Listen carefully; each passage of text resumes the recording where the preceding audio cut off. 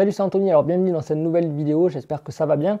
Et donc c'est une nouvelle vidéo d'une nouvelle série, donc c'est des interviews et des interviews entretiens. L'objectif c'est pas de faire une interview de manière classique, mais plus une discussion et aborder des choses intéressantes. Donc voilà, je me suis dit que peut-être ça pouvait intéresser certains. Moi voilà, j'en ai fait quelques-unes et c'est vraiment intéressant. Et donc je vous laisse découvrir la première, donc c'est une discussion avec Alexis, donc des avis d'Alexis, donc Alexis de la Fuente. Et donc je vous laisse découvrir ça et on se revoit juste après cette vidéo. Ok, bon allez, c'est parfait. Bon allez, c'est parti. Alors déjà, juste rapidement, est-ce que tu peux te présenter pour ceux qui ne te connaîtraient pas? Vite fait ton parcours en fait. Je m'appelle Alexis de la Fuente. Je suis magicien amateur depuis plus de 10 ans. J'ai commencé genre vers 7-8 ans, je crois, donc ça fait ouais, 14-15 ans. En fait. Et, euh, et puis, bah, comme tout le monde, j'ai commencé avec une boîte de magie. Après, je me suis plus impliqué dans le truc. Et au final, j'ai commencé à sortir. Non, avant, j'ai commencé les avis en 2013, donc faire des vidéos pour donner mon avis sur des tours. Et, euh, Et puis après, j'ai commencé à sortir mes produits avec différentes boutiques, War Boutique Shop, Marchand de Trucs, La Casam, Marc Mason, etc. Je continue toujours. Là, on est en 2017 et je continue toujours les avis depuis plus de 4 ans maintenant. Et puis voilà, je crois que j'ai un peu résumé mon parcours très rapidement, quoi. Ouais. Et du coup, ouais, tu as dit que tu as commencé la chaîne avant de sortir. Ouais, c'est ça. Et c'est ce qui m'a. Donc la chaîne, elle a commencé en 2013 et le premier tour est sorti genre en 2014 ou un truc comme ça. Donc c'était hyper compliqué entre guillemets de passer de l'autre côté. Avant, je parlais juste des tours en disant bon bah, ça c'est mal, ça c'est bien, etc. selon mon point de vue. Et au final, passer de l'autre côté et voir la complexité de sortir un tour et puis de se dire est-ce que c'est bon, est-ce que ça va plaire aux gens, etc. Ça m'a fait repenser un peu la façon aussi dont je parlais des tours. J'étais heureux parce que maintenant que j'étais créateur, j'avais aussi cette autre vision de la chose et donc il fallait que je reste objectif. Hein. Fallait pas que je me mette à dégommer plus les tours ou à plus les encenser par rapport au fait que maintenant moi aussi j'étais créateur. Donc c'était un petit peu un virage, un chouïa compliqué à gérer, mais ça s'est bien passé. Et la preuve aujourd'hui, ça continue encore. Donc c'est que ça s'est plutôt bien passé. Ouais. Ouais, surtout qu'il y a eu enfin, pas mal de changements quoi, sur le premier format comparé au format qu'il y a aujourd'hui. Bon, après, c'est normal, hein, mais, Ouais, bah, l'évolution, j'étais avec une webcam sur mon ordinateur qui ramait, qui était la webcam, la qualité était horrible. Après, j'ai commencé à acheter un micro casque pour avoir un son plus correct. Et après, à un moment, je me suis dit, bon, faut quand même investir si tu veux continuer. Donc, j'ai acheté une caméra, des spots. Et puis, je me suis mis aussi à écrire donc, au départ, le format, c'était juste mes mains. Après, je suis passé à un format où on voyait ma tête. Et donc, je me suis mis aussi après à écrire mes avis en avance parce qu'avant, je lançais la caméra et je disais, bon, allez, hop, on va essayer de. Enfin, je sais à peu près ce que je vais dire. Et au final, il y avait beaucoup de E, il y avait beaucoup de. Et donc, je me suis mis à écrire vraiment les textes de mes avis et à faire un montage un peu plus dynamique. Bon, ça reste amateur, mais c'est quand même plus agréable, je trouve, à regarder qu'auparavant. Donc, il y a moins de redites, il y a moins d'hésitation et c'est plus professionnel, entre guillemets. ouais, parce qu'aussi, il faut tenir le rythme, c'est un par semaine, donc voilà, pour la Un discipline par semaine, ouais. Ouais, c'est pour ça qu'en fait, j'ai jamais tourné un par semaine vraiment dans la pratique. J'ai toujours écrit plusieurs avis, enfin plusieurs scripts, et je les tournais par lot de 5 ou 10, histoire d'être tranquille pour le mois. Ça a l'avantage de pas me mettre trop de charge de travail toutes les semaines. Ça me met juste une grosse charge de travail à un moment où je suis un peu plus tranquille. Mais le problème, c'est que je suis moins. Le seul souci de cette manière, avec cette manière, c'est que je suis moins au courant des actualités. En fait. Parce que si j'ai mes 4 avis publiés pour le mois, s'il y a un tour qui sort dans le mois, je serai pas réactif sur le publier la semaine d'après ou la semaine d'après, encore après. Donc c'est un tout petit peu.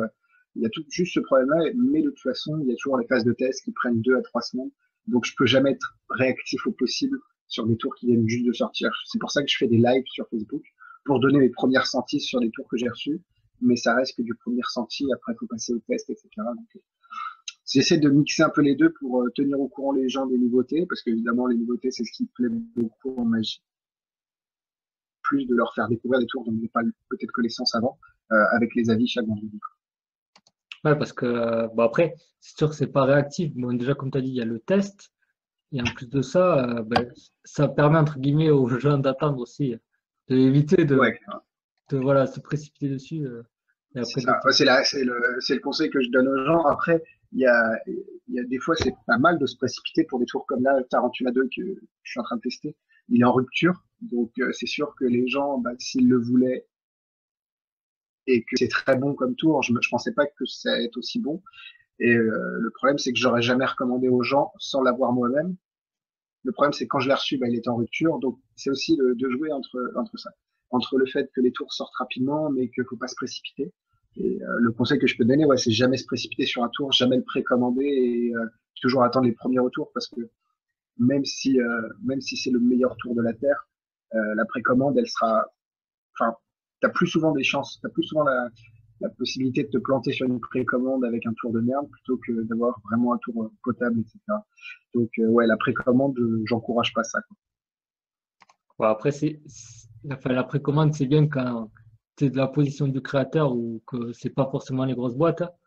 Ça Ouais, permet ça c'est sûr. enfin, aux petits de. Ah, bah ouais, carrément. Mais c'est vrai que c'est intéressant. J'en ai fait aussi des précommandes pour par exemple French Flapcard où je me disais je savais pas combien fallait que j'en fasse et on se rapproche plutôt du format Kickstarter à ce niveau-là où il faut financer un petit peu. On est entre la précommande et le Kickstarter.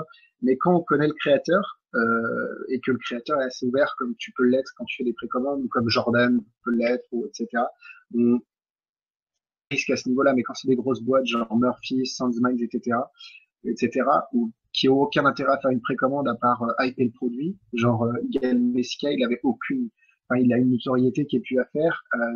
Jamais tu pourras le contacter pour qu'il te réponde. Donc la précommande, là, à ce niveau-là, elle était plus dangereuse. Bon, au final, il s'avère que le produit est très bon, mais ça aurait pu aussi être une daube et je sais pas, le nombre de personnes qui ont précommandé aurait pu se retrouver avec une merde entre les mains. Après, le problème, c'est quand c'est en rupture, il y a toujours des rapprovisionnements. Donc, c'est juste qu'il faut être patient et je pense que vaut mieux être patient, voir que le tour est bon et au pire se l'acheter 3 semaines après, plutôt que se retrouver avec un truc qui tu n'utiliseras pas sur les bras. Donc, bon, c'est un peu la philosophie entre les petits et les gros producteurs, quoi. Ouais, c'est sûr, surtout que ben, Tarantula 2, c'était en précommande début mars, je crois, au début. Et c'est Ouais, il y a eu sorti. 3 mois de. Ouais, c'était incroyable. Et Ouais. donc c'est pour ça aussi que tu gèles de l'argent pour une certaine période. Et si entre mars et là quand il est sorti fin août, fin début août, tu avais un tour qui te plaisait avec le budget que tu avais gelé pour Tarantula, bah, au final c'est pour ça que bon, c'est mieux d'acheter les tours, hein, quand tu sais qu'ils sont en stock et sortis, quoi. Mais bon. Ouais, ouais, c'est sûr. Et du coup, c'est la question que je voulais te poser. C'est parti de quoi, en fait, l'idée de faire des avis sur les produits? C'est parti de l'idée qu'il y avait le Wizard Product Review en Angleterre. Et, euh, et puis je me dis, putain, il y a personne qui fait ça en français. Il y a beaucoup de personnes qui comprennent pas l'anglais ou qui parlent pas l'anglais en France, malheureusement. Mais bon, c'est comme ça. Et je me suis dit, bah, pourquoi pas faire quelque chose comme ça. Donc, j'ai fait des vidéos plus ou moins avis sur.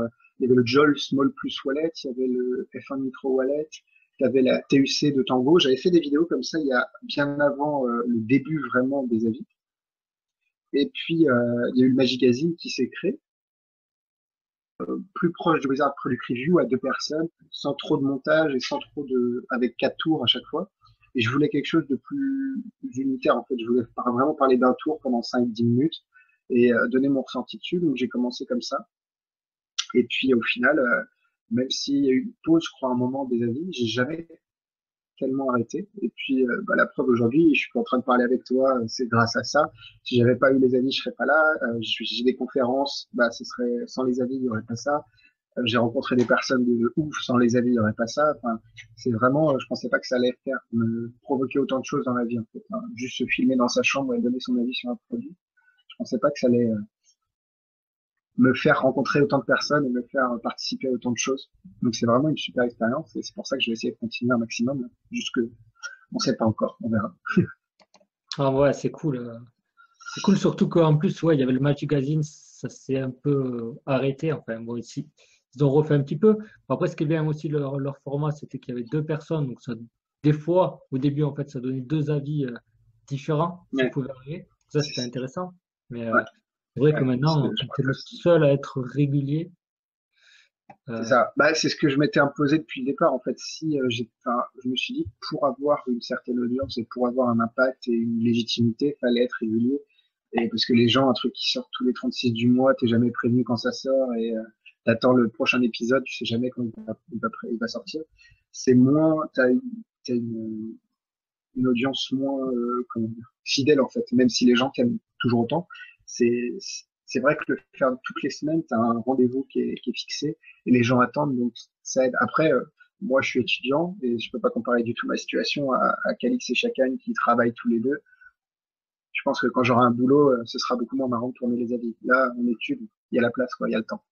Donc on verra. De toute façon, ça va être cette année qui va être l'année déterminante des avis. On verra si, sous quel format ça se poursuit, quoi. bon, ok, c'est cool. On a fait un bon tour des avis. Du coup, si je voulais te poser la même question, c'est quoi qui t'a motivé en fait pour sortir tes créas, quoi? Parce que voilà, t'as des créas et tu te dis, bon, mais pourquoi pas tenter? Ouais, je sais pas si j'avais. Il y a eu une révélation à un moment, c'était Gimmick Twisted d'Eric Jones. J'ai eu la vidéo, j'avais pas eu le gimmick, et j'ai vu le gimmick, j'ai vu comment il fonctionnait. J'ai été acheter du fil. Oula, je débile. J'ai été acheter du matos pour fabriquer le gimmick. Et, euh, et je me suis dit, putain, mais en fait, on peut faire beaucoup de choses avec ça. Et c'était vraiment incroyable. C'est cette découverte de pouvoir faire énormément de choses avec des bouts de carton au final. Et je me suis dit, bah, faut jouer avec, faut travailler. Il y a eu l'inspiration pour Frame, qui était vraiment ma première création. C'était Michael Châtelain qui avait sorti Métamorphose, c'était un de ses premiers tours. Et je trouvais ça génial. Et je me dis, bah, pourquoi pas essayer de le refaire avec mes caractères, enfin, mon cahier des charges, avec une carte qui faisait une seule, enfin, un gimmick qui faisait une seule carte d'épaisseur. Je voulais pouvoir modifier le gimmick, je voulais pouvoir avoir une surface d'écriture plus grande, je voulais pouvoir montrer les deux côtés de la carte, etc. Donc je me suis fait un cahier des charges. Et je me suis dit, bah, pour l'instant, ça n'existait pas ou pas à ma connaissance. Et je vais créer, enfin, je vais essayer de créer ce que je voulais. Il s'est avéré que je me suis dit après, pourquoi pas publier, après, c'était une période, en 2014, où tu avais beaucoup moins de choses qui étaient publiées, les téléchargements, tu n'en avais pas 20 par jour qui sortaient, les tours, tu n'en avais pas 50 par semaine qui sortaient, et le temps de vie d'un produit était un chouïa plus long que maintenant, parce que là, un tour qui sort, au bout de 2 semaines, plus personne en parle, et c'est dommage d'ailleurs. Mais j'ai tenté ma chance avec des boutiques. Il y a Vanishimi qui m'a dit ok, pas de souci au départ. Et puis parce que ça leur a plu, ils avaient peut-être vu l'intérêt financier et la créa leur plaisait aussi. Donc, mais c'est vraiment, j'y suis allé au culot. J'avais aucune envie vraiment, genre, je voulais pas, mon but ultime, c'était pas de sortir le tour. Je me suis dit, je vais proposer la création à des boutiques parce que ça peut peut-être leur plaire. Et au final, ça leur a plu. Et ça s'est passé comme ça à chaque fois, en fait. Avec chaque boutique, j'ai proposé et puis c'est passé. Et puis des fois, c'est pas passé aussi parce que là, on voit que la partie émergée de l'iceberg. Mais le nombre de merdes qui sont dans mes tiroirs, il faudrait vraiment que je montre ce que j'ai proposé des fois, j'avais pas honte quoi, d'envoyer des vidéos comme ça avec des gimmicks dégueulasses et c'est peut-être pour ça aussi qu'ils ont refusé. Mais faut savoir aussi que pour une créa que tu sors, c'est des protos, des tours qui n'ont pas fonctionné, des gimmicks qui étaient dégueulasses. Donc faut pas non plus voir, faut pas se dire il a fait que ça et putain chaque fois qu'il a une idée, il la sort et puis ça marche quoi. Euh, non, c'est qu'il y a vraiment des trucs que tu vois pas, des créas qui sont ratés et dont personne ne veut quoi. Donc c'est pour ça que c'était assez intéressant de sortir les tours. C'était vachement enrichissant par rapport à des premiers contrats que t'as, la façon de procéder, les tournages de teasers. C'était, j'ai pu rencontrer des gens, genre Johan Fontaine de Magical Slate, je crois, qui a tourné le teaser et le DVD de Frame. Bon, bah, j'ai été à Paris, je crois que c'était une des premières fois que j'allais à Paris tout seul en train. J'ai filmé ça chez lui, enfin, c'était super cool, quoi. Donc, ouais, je pense que encore une fois, c'est des expériences qui t'apportent beaucoup, que ce soit dans le relationnel, dans le fait de voir tes premiers contrats, etc. Et, euh, et puis voilà, j'ai bien aimé. Je me suis pris des belles bûches aussi, des gens qui n'avaient pas le gimmick. Mais ça je savais qu'il fallait s'y attendre. Et puis moi, j'étais juste content du truc. Après, là, avec le recul, je pense que je ressortirais pas certains effets parce que il y avait aucun autre intérêt que sortir pour sortir à certains moments. Il y a des créas dont je suis un peu moins fier. Et c'est pour ça que maintenant, j'essaye dès que j'ai une idée, je la bosse beaucoup plus qu'avant. Et j'étais jeune, j'étais envie de tout sortir, etc. Et c'est vraiment le conseil qu'il faudrait donner aux jeunes, c'est que bon, t'as une idée, d'accord, bosse là, fais-la en public, travaille là pendant longtemps avant de la proposer parce que ça sent il y a un truc qui est pas bossé, quoi. Et ça, pour moi, quand je regarde des idées que j'avais, ça se sentait que c'était bon, ça aurait pu être plus travaillé, quoi. Ouais, bah après, ouais, ce que enfin, j'y pensais quand t'en parlais. Il y a un truc peut-être qui était pas bon du tout, mais tu vas le ressortir dans 2 ans. Enfin, bon, soit si tu te rappelles déjà, parce qu'il y a des choses aussi, tu te dis, Ouais, ouais, ça sert à quoi ça? Mais tu vas peut-être repenser à autre chose. ouais, excuse-moi, hop, petit Non, break. mais c'est pas grave. Ouais, bah c'est ça, c'est des idées. Le conseil aussi que je pourrais donner, c'est tout filmer. Même si c'est nul, tu filmes tout et tu mets en non répertorié sur YouTube. D'une, ça te fait un petit mémo pour toi, pour te rappeler de tes idées. Et de deux, ça te fait aussi une espèce d'antériorité au cas où quelque chose sort. Tu peux toujours dire, bon, c'est trop tard, mais moi j'avais la même idée à cette époque-là. Ça m'est arrivé avec Soundsmind, là, ils ont sorti un tour Ouais, j'ai vu, ouais. enfin, fortement à ce que j'avais fait. Après, il y a aucun moyen, je pense, pour eux d'avoir vu ce que j'ai fait. Donc c'est vraiment une coïncidence. Mais voilà, ça m'a refait repenser à ça, quoi. Et je pense que maintenant, en voyant mon gimmick, je fais, ouais, mais il y a peut-être des moyens d'améliorer le truc, etc. Donc carrément, faut jamais lâcher les idées, même si elles sont mauvaises, même si tout le monde t'a dit qu'elles sortiront jamais. Tu lâches jamais et puis tu gardes ça dans tes tiroirs et puis à un moment peut-être que ça t'aura le déclic et tu trouveras une autre manière de le faire. Donc non, je pense que c'est intéressant de garder une espèce de d'historique et de tracer de ce que tu as fait, quoi. Ouais, non, mais De trace, pardon. ça, c'est sûr. C'est comme, enfin, on me pose souvent la question, est-ce que je dis, enfin, tu vas revoir le truc, mais t'es pas dans le même état d'esprit où tu as appris de nouvelles choses. Enfin, ça va te faire penser à d'autres choses, et du coup, même des fois, Mhm. tu vas détourner l'usage premier que tu avais, enfin, dont tu avais eu Ouais, l'idée, clairement, au final, ça n'a plus rien à voir, quoi. clairement. Bon, c'est cool. Du coup, comme tu parlais, bon, c'était une question que je voulais poser plus loin. Euh, c'est que tu disais qu'il y avait des produits, alors c'est délicat, mais je voulais te dire, est-ce qu'il y avait des produits préférés dans ce que tu as sorti? Parce qu'il y en Ouais, a clairement. d'autres. Dans ce que j'ai sorti, bah, tu regardes vers la fin. Je me suis mis à réfléchir différemment en me disant, bah, ok, je sors un produit, je propose quelque chose aux gens, j'ai pas envie d'avoir honte quand moi je le fais, quoi. Et en fait, ça n'a pas été le cas forcément parce que Frame, c'est un gimmick qui est complètement utilisable. Peut-être un peu plus sur des gimmicks genre PenPal, Flick, etc. Où là, je me dis, ouais, est-ce que moi, je vais vraiment le faire en vrai? Pas sur une base régulière. Donc vraiment, mes chouchous, mes préférés, c'est les derniers tours que j'ai sortis. Donc Revolution Box que j'utilise et Ocular aussi avec la carte à l'enveloppe.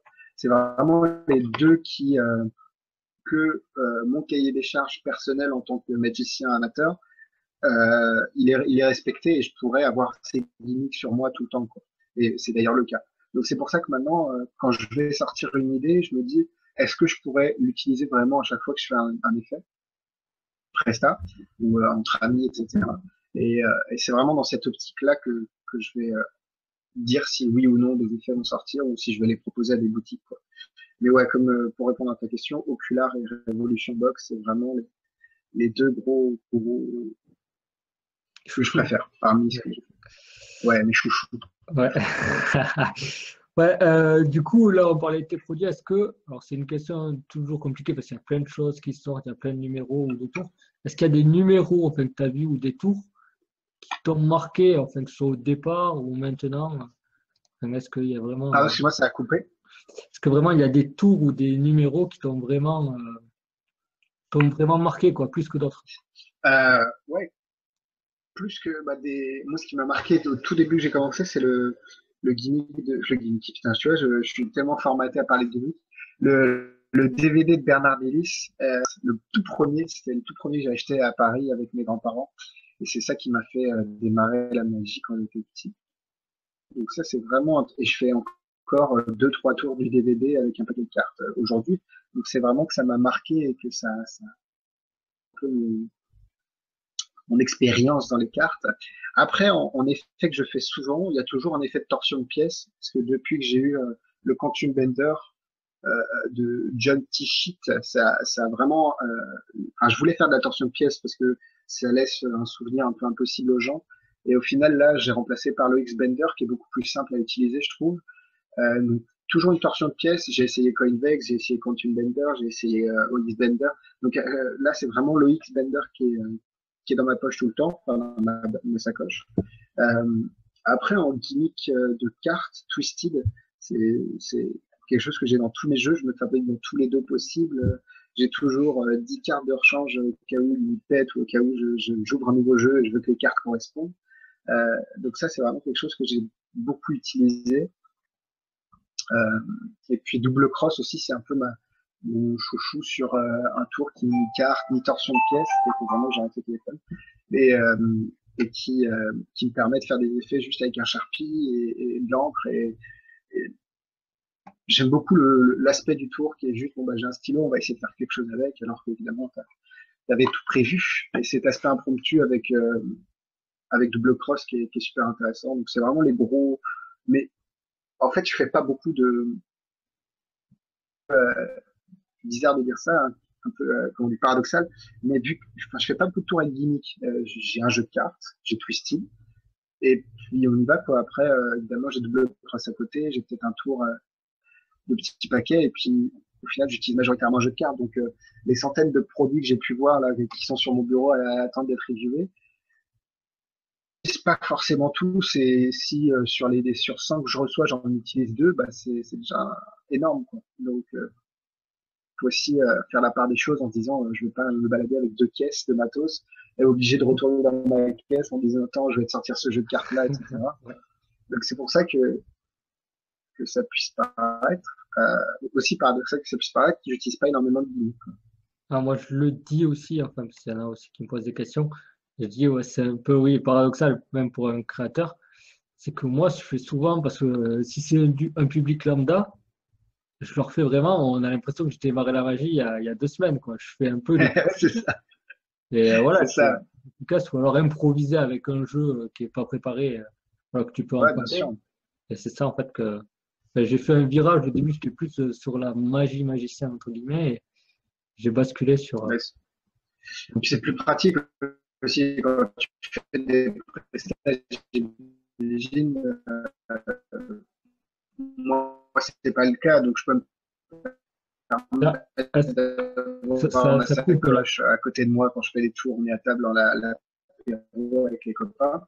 Mais, euh, Attends, mais je me rappelle que pour les pros, est-ce que tu peux reprendre parce que ça a coupé? ouais, j'ai être amateur, enfin, je sais pas si c'est une chance ou autre, mais donc je peux me permettre d'avoir ma sacoche à côté de moi quand on est à l'apéro avec les copains et qu'ils me demandent de faire un ou deux tours. Mais enfin, j'imagine que, et je sais que c'est un problème chez les pros avec bon, bah, t'as une veste, t'as un pantalon, t'as 2 poches dans le pantalon, 4 poches, enfin, 3 poches dans la veste. Et le but, c'est pas d'arriver avec tes 50 jeux sur toi et de faire tes tours. Donc, c'est aussi une question que j'essaie de me mettre dans cette situation de plus en plus en me disant, bon, bah, j'ai 2 poches. Le but, c'est pas d'avoir l'air ridicule avec des poches grosses comme je sais pas quoi. Et au final, ça me fait repenser beaucoup la magie. Et au final, faut aussi se mettre dans la peau de quelqu'un d'autre qui a pas les mêmes contraintes que toi, quoi. Donc c'est pour ça que quand je fais les avis, c'est hyper compliqué en disant, ben oui, mais ce tour-là, pour quelqu'un qui fait un truc entre amis, en famille, bah oui, il peut se permettre de le sortir de son truc, le préparer derrière sa boîte, etc. Mais pour un pro, bah non, ça va pas passer. Donc j'essaye aussi de réfléchir aux différentes personnes qui pourraient utiliser ce truc-là, quoi. Donc ouais, Ouais, en amateur, les mêmes contraintes que pro. ouais, c'est pas évident. C'est enfin surtout pour les avis quoi, parce que c'est en fonction des conditions quoi que c'est faisable ou pas quoi. Ouais, Euh, du coup, une autre question. Ton meilleur, alors à chaque fois mais c'est galère, mais ton meilleur souvenir lié à la magie. euh, ouais, le moment où bah, un des premiers, c'était sur un marché de Noël où j'ai découvert ma première mallette de magie, vraiment, parce que j'ai eu la mallette un peu qu'on achète dans les grandes surfaces. Et là, on m'avait pris une mallette qui était donc Dynamic Coin, le jeu radio, Zengali, et le FP avec le foulard rouge. Et en fait, c'est des tours que je pourrais encore faire aujourd'hui parce que c'est mort, enfin, ça passe auprès des spectateurs. Et quand mes parents m'ont offert à Noël, bah, ils m'ont plus vu pendant une semaine j'étais tout le temps dans ma chambre à faire mes trucs. Et ça, c'était vraiment un super souvenir au sort. Je sais que la première fois que j'étais à Blackpool cette année, c'était aussi intéressant et vachement marrant. Et puis bah, toutes les rencontres que j'ai pu faire là, le week-end dernier, j'étais chez David, que j'ai rencontré sur le forum Virtual Magie vis-à-vis des avis aussi. Et au final, il m'a invité chez lui, il a un atelier pour bosser le bois, on a fabriqué des trucs en bois, c'était juste génial. Jordan, toi, euh, Pierre Bruning, des personnes que j'ai rencontrées un peu grâce à la magie qui m'ont fait, enfin, c'est devenu des amis, quoi. Donc c'est vraiment hyper intéressant. Mais j'ai pas de gros souvenirs vraiment marquants à part le premier. C'est vrai que c'est plus plein de bons souvenirs, mais pas un truc qui ressort du lot comme ça. Ouais, bah, après Blackpool, parce que j'ai fait l'interview avec Jordan et ouais, il en a parlé qu'il avait vraiment bien aimé. Ouais, Du coup, tu parlais parce que ça a c'est coupé vraiment... juste un endroit. Donc, tu disais, ouais, la boîte, et du coup, tu as eu ça à Noël, parce que ça a coupé à ce moment-là, tu t'es enfermé pendant une semaine, t'as dit?